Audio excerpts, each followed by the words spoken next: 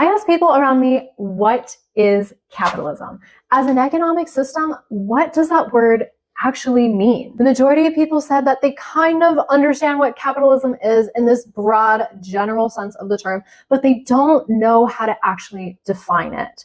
Now, that's what I'm here for. I'm here to break down what capitalism is as an economic system, not based on what the media says, not what you were taught in school, but simply what capitalism is as an economic system. My name is Holly Jean. I studied economics at George Mason University, and I have a passion for breaking down economic ideas for everyone to understand, because everyone should be able to understand economics. Now, let's dive into what capitalism actually is. Now, in order to understand capitalism, we first need to see where it falls on the spectrum of economic systems. On one end, we have free market capitalist economies. This is where private individuals and businesses own the means of production, and markets get to decide how goods and services are being produced and distributed in the economy.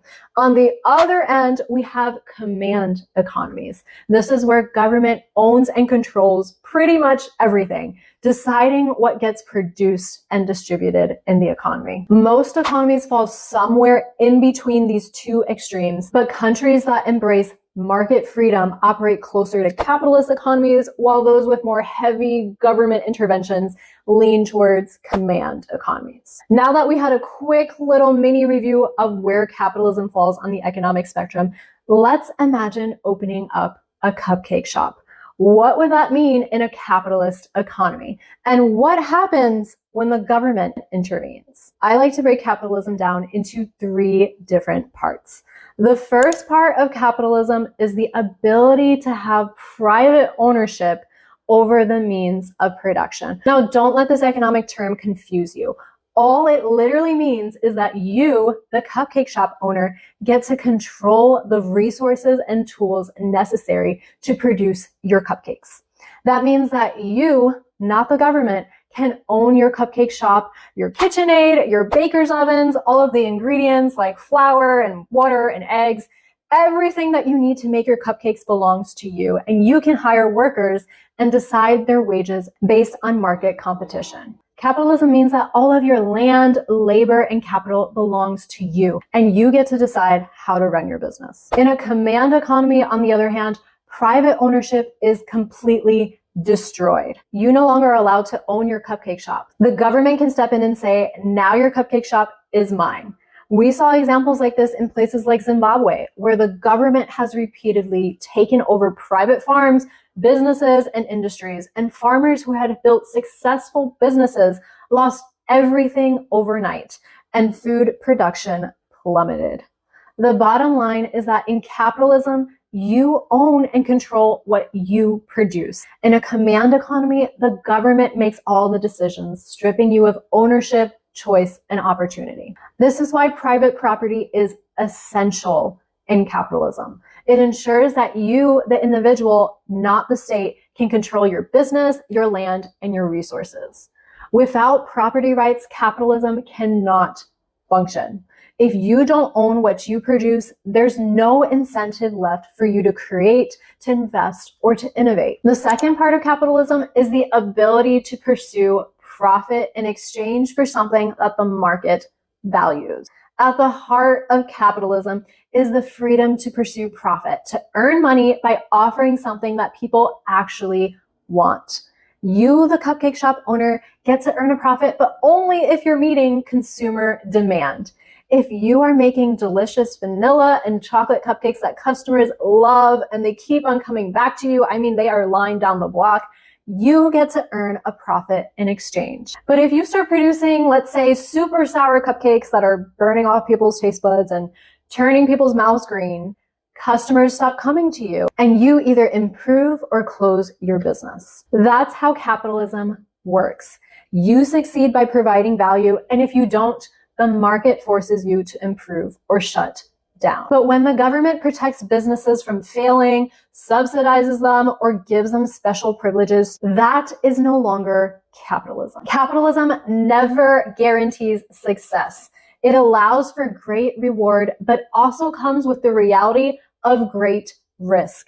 If you fail, capitalism says that you bear the responsibility. No guaranteed success, just competition, risk, and reward. Capitalism also means that you have complete ownership over your profits. No one is telling you what to do with your money, how much you deserve to keep, whether it's fair that you're making that money to begin with. You decide what to do with your money. Whether you're going to reinvest it in your cupcake shop or hire more staff and expand, save half of it, donate proceeds to charity, or maybe just blow it all away on a Lamborghini. I mean, you only live once, am I right? As long as you're not violating someone's life, liberty, or property, you can continue to make a profit over those cupcakes that your customers love. The third part of capitalism is that resources are produced and distributed based on market forces, not government control. This means that individuals on both sides of the market are constantly interacting with one another to decide the three fundamental economic questions: what to produce, how to produce it, and for whom to produce. As a cupcake shop owner, you don't make business decisions in isolation. Your customers play a crucial role. If gluten-free and dairy-free cupcakes all of a sudden are becoming trendy, you can adjust your menu to meet demand. You respond to consumer preferences rather than waiting for the government to dictate what you can and cannot sell. In capitalism, businesses and consumers continuously shape the market through voluntary exchange, not government mandates. Which brings us to the price system. For example, as a cupcake shop owner, you can try to charge $50 per cupcake, but if customers aren't willing to pay, you'll lose business. On the other hand, a customer can't demand to buy a cupcake from you for 1 cent a piece. Prices naturally adjust based on what consumers are willing to pay and what producers can afford to supply. Therefore, in capitalism, it's not one side of the market controlling price. Buyers and sellers are constantly communicating through the price system to find the right balance. But if the government comes in one day to tell you, you can only sell your cupcakes for $1 instead of the $4 that you're currently charging to make it fair for everyone, it destroys incentives. We've seen this in places like Cuba and Venezuela that have historically vilified capitalism and profit, demonizing private businesses. Private industries were nationalized, price controls were imposed, and it led to widespread shortages and inefficiencies.